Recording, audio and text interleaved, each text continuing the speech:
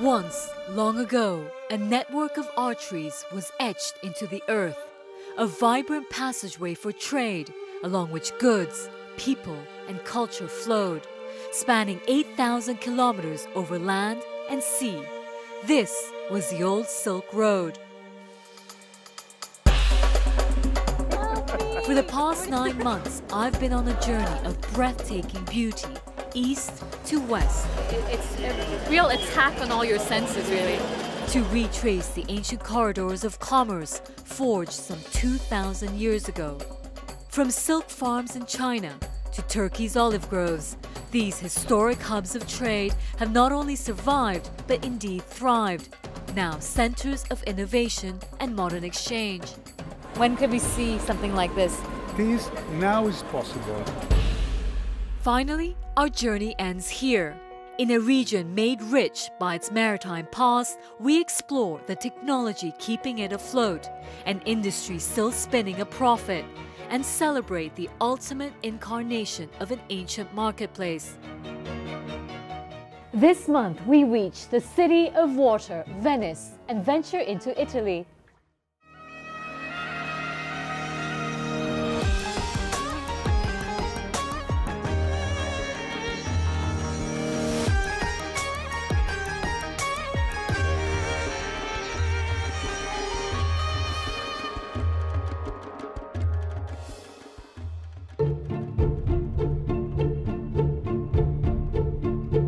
It's known as the Floating City. Founded on a lagoon off the north coast of Italy and strategically situated on the shores of the Adriatic Sea, Venice was once a gateway for trade between East and West. A lot of years ago, means 800 years ago, the only income was by the goods, by the custom of the goods. Everything passing through here paid a 30, 40, 50% to Venice just to pass through. And with that money, we became so rich. What was traded here a long time ago? Everything coming from the east. So could be the spices, could be the salt, could be the silk, could be fireworks, spaghetti. It was also the Venetian merchants who sourced goods as exotic as these. Venturing east along the Silk Road, they crossed into Central Asia, traveling as far as China before returning home with treasures to trade. Perhaps the most famous Venetian explorers was the man who lived behind those walls, Marco Polo. His travels lasted more than 2 decades, and his account of those experiences, that of legend. His tales from faraway lands sparked a fascination with the East, encouraging more trade and communication, and strengthening the Venetian Republic's maritime might. Today, Arsenale, once the epicenter of this naval power, still stands. L'Arsenale di Venezia è il luogo dove venivano costruite le navi. The Arsenale in Venice was a place where vessels were built for trade, as well as to defend the city. It started small and grew slowly from the end of the 12th century, growing steadily until it became one of the largest shipyards by the end of the 15th century and the beginning of the 16th century. Within these walls, much of the city's economic wealth and power was built. At its peak, there was enough manpower to produce a ship a day.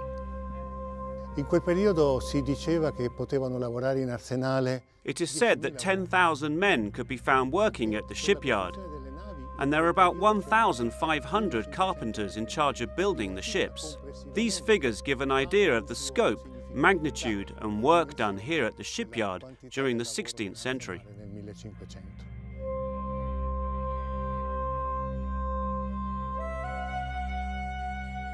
Despite its maritime prowess, living on a lagoon poses a set of unique problems for this city. Its very beauty, its crowning glory, the water that surrounds it, has been its biggest challenge.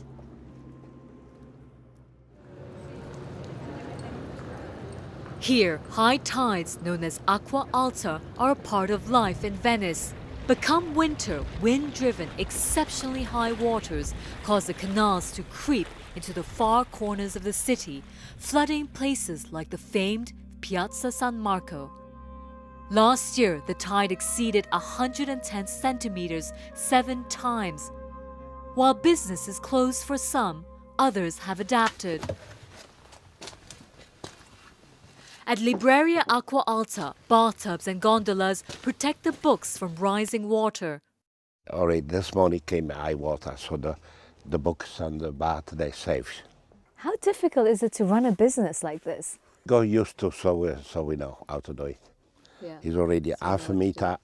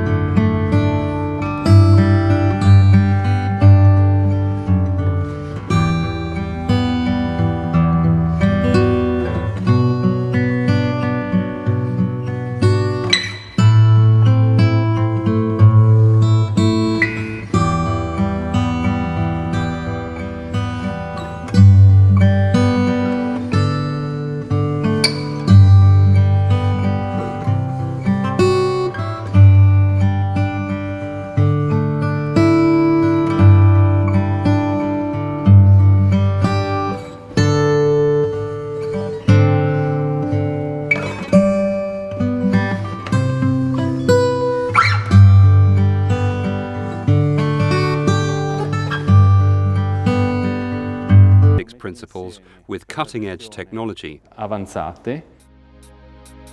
It's a long-term project Monica Ambrosini has followed for years. Hello. Hello. Buongiorno. Hi, Monica. Hi. It's Nima. Nice to meet Very you. nice to meet you. Thank you so much for taking us out You're welcome. on this foggy day. I'm sorry for the weather. Work is expected to take another 2 more years, but already 85% of the barriers have been installed.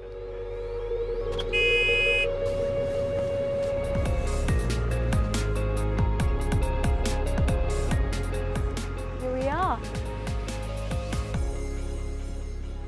So we're over the gates right now?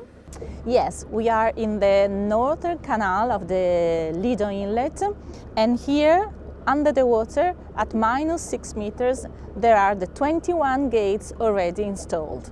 When a tide comes, we put air inside the gates so they float to stop the entrance of the high tide inside the lagoon. Why was it important to have this under the sea and not a permanent barrier, not a permanent structure like other countries have done? Yes, it was a request of the Italian state because they said that we couldn't make interference on the navigation. The inlet are the entrances to the main harbor. Standing side by side like dominoes, the barriers are designed to protect Venice and the businesses it runs for a century, a pioneering feat of Italian technology. You know, you've got a lot of countries looking at what's happening here in Venice. Can this technology be emulated elsewhere? Yes, a lot of countries are interested, for example, in Jakarta or New York City is looking at this because they think that this system can be used in case of flooding. These floating gates can be a chance for many parts in the world. Here in Venice, the sea is a way of life. It is a place whose wealth was built on the economy of the harbor and the traffic of ships and trade. With revolutionary technology, Venice has finally found a solution to take advantage of the sea once more. By sharing its knowledge and information with a global community, these shores are now paving a new, modern Silk Road.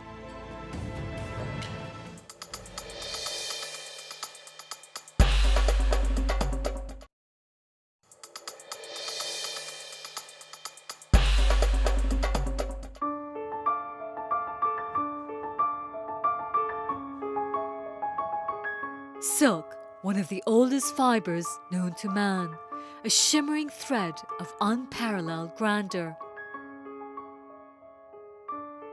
Some 2,000 years ago, Chinese merchants traded this precious commodity westwards, forging the Old Silk Road, an ancient network of passageways over land and sea. Yet the origins of silk were shrouded in mystery, a secret carefully guarded by China for centuries. Only once the silkworms and their eggs were smuggled out did the knowledge of cultivating silk reach this European town. Italy's silk industry began as early as the 12th century when cities in the north began exporting silk across Europe to satisfy the increasing demand from the rich and the powerful. And today, Como remains at the center of silk production. Nestled in the north of Italy, Lake Como is known as a city of silk. Thanks to the presence of the right climate, the right temperature, the silkworm breeding was possible thanks also to the presence of the cultivation of mulberry trees. Leaves from this tree is the only food those little silkworms want to eat. By the late 1800s, Como was outputting 60,000 tons of cocoons a year.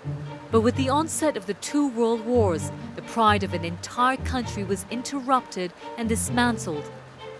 At a certain point, after the Second World War, it became cheaper and cheaper to import from China. Unable to compete with more competitive prices, Italian spinning mills were forced to shut down. Yet, Como endured. Even if we don't produce anymore the yarn, because we import it, what remains in Como is the rest of the story. So Como remains today the unique place in the world where you have a very high level of production. I mean, you sell to Mrs. Obama, for example, or Kate Middleton, but you sell also for the most expensive market you can think, for tapestry, the big villas, but especially for fashion collections. Today, Como produces 85% of Italian silk and around 70% of the silk used in Europe. For over a century, the family-run business of Mentero has been one such company that weaves and prints and designs silk that is then sent all over the world.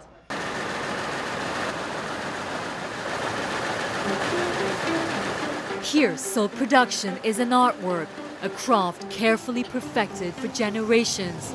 Using both traditional and newer printing techniques, Mentero supplies the world's best, including brands like Valentino and Salvatore Ferragamo. I have to say, I never expected to see such a massive silk production house here in Italy. What's the process? How does this work? Everything starts from the yarns from China. Then there is the process of the weaving that we make in Italy. And then that's the printing phase that actually starts. The color is spread on the screen, and then the fabric should be dried, and then it starts the second screen with a different color. Using age-old methods like these, one scarf can take up to 6 months to create. It's a labor of love that Franco Mentero believes is still crucial to their success. It's a kind of migration from the traditional printing to the digital printing for a reason of timing and for a reason of costs. The real challenge for us is to continue using the traditional printing at the same time of the digital printing, but to produce something different. But it's not just printing differently. To rejuvenate the industry, they're thinking of growing silk once more. The silk that we see here is 98%, the yarn is made in China. But we have the right climate, we have also the right territory to do that. Probably we cannot change the world in this way, but we can do something new, going back to the past. An Italian company, Dorca, is doing just that. Interwoven with gold, their artisanal jewels use silk spun from locally grown worms. This could be the future, a way to remain competitive on the catwalk, to proudly boast not just made in Italy, but grown in Italy. It may not yet compare to the silk production of China, but for a company like Mantero, these yarns might one day be spinning a new Silk Road.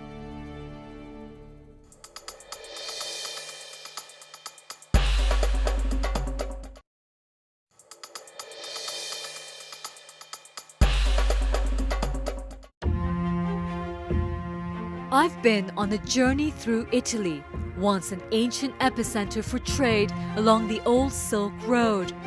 Today, this is a place that still prospers. I've navigated Venice's waters to witness the Italian technology turning the tide and protecting the historical lagoon from floods, and traveled to Lake Como, the city of silk, to learn about the renaissance of their textile production. Finally, I've reached Milan, the business capital of Italy. It's known as Expo. Every 5 years, nations of the world from east to west gather together to hold a world fair, an international exposition to share knowledge and ideas. Algae panna cotta. Is this really the food of the future? That'll be good. Today, it's grown, now spread over 1 million square meters, and for the second time, Milan has played host. 10 floors, but an amazing view, I have to say.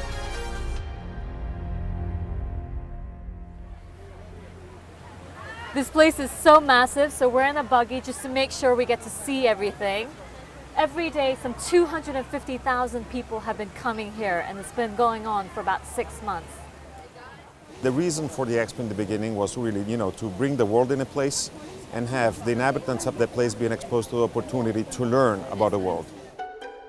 140 nations are here to participate. Laid out country by country, there are 54 self-built pavilions, each an opportunity to boast products, culture, and ideas.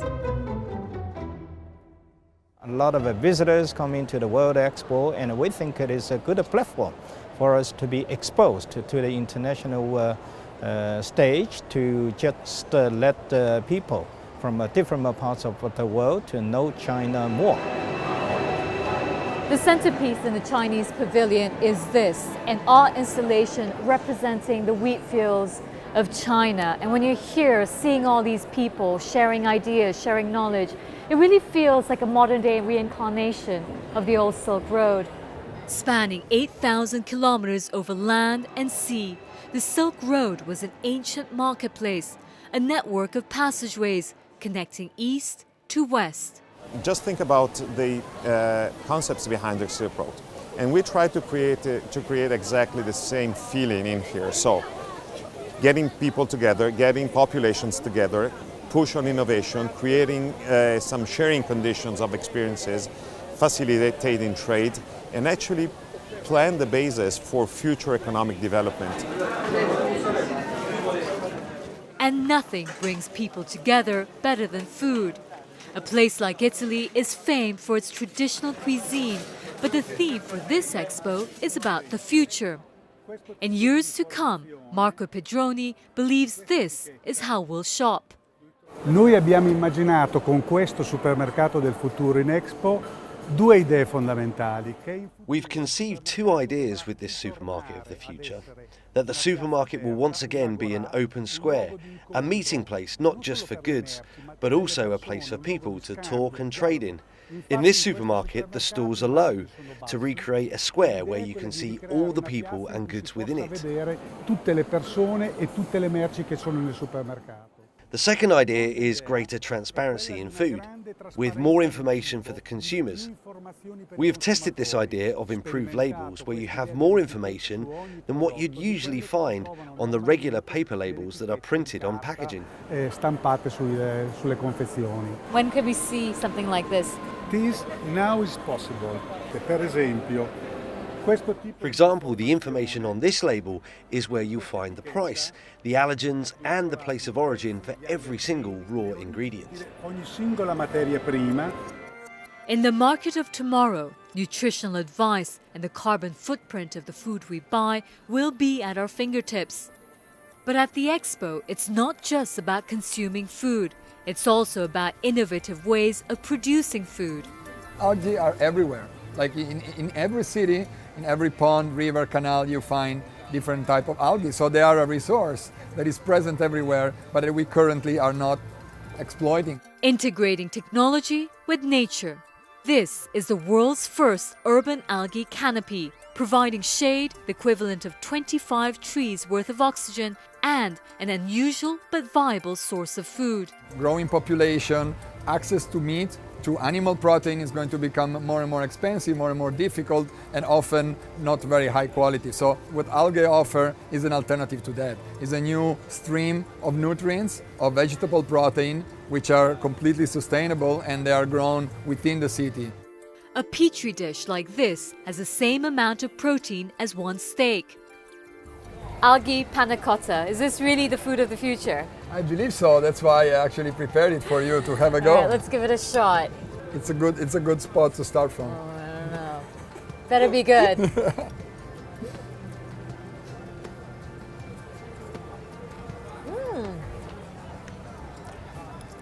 Very strong, but very, very nice. I can see myself eating this.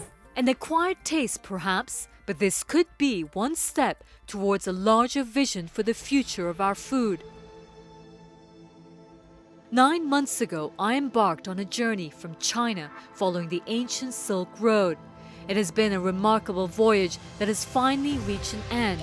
From e-commerce in India to soap operas in Turkey, I've learned about silk and spices, tourism and trains. To me, the Silk Road is so much more than just a route. It embodies international trade and business, a channel for sharing innovation and visions for a more connected world. In many ways, this is the perfect way to end my journey along the Silk Road. The Milan Expo is the ultimate manifestation of the exchange of culture and commerce, a modern-day equivalent of what took place between East and West all those centuries ago.